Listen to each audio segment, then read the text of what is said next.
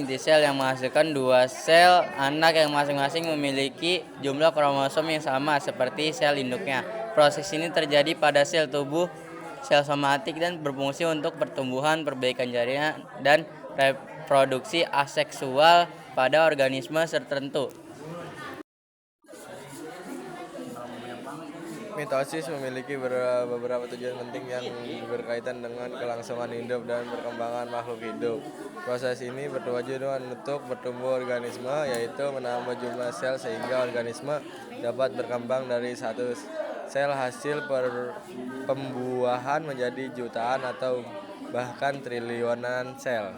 Selain itu, mitosis berperan dalam perbaikan dan regenerasi jaringan, misalnya mengganti sel kulit yang berkelupas, menyembuhkan luka, atau memperbarui sel darah yang sudah tua pada organisme tertentu, terutama yang berkembang biak secara aseksual seperti amoeba, beberapa ganggang, dan sebagai tumbuhan. Tahapan mitosis profase kromosom mulai terlihat jelas dan menjadi lebih padat. Membran inti mulai menghilang dan terbentuk benang-benang spindel. Prometafase, membran inti benar-benar menghilang, kromatid menempel pada benang spindel di bagian sentromer. Metafase, kromosom berbaris di bagian tengah sel atau di lempeng metafase.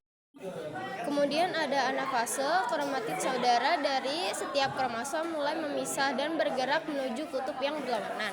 Terus ada telofase, kromosom mulai mencapai kutub masing-masing, membran inti mulai terbentuk kembali di sekitar kromosom di setiap kutub, dan benang spindel menghilang.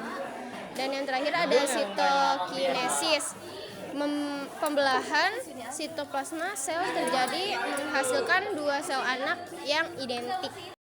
Pentingnya mitosis pertumbuhan. Mitosis memastikan bahwa organisme dapat tumbuh dan berkembang dengan membentuk sel, jaringan, dan organ baru. Perbaikan jaringan. Mitosis membantu memperbaiki jaringan yang rusak dengan mengganti sel-sel yang mati atau rusak. Reproduksi aseksual.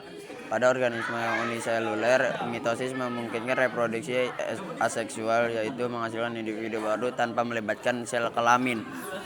Perbedaan mitosis dan meiosis. Mitosis berbeda dengan meiosis yang merupakan pembelahan sel yang menghasilkan sel kelamin (sperma dan sel telur).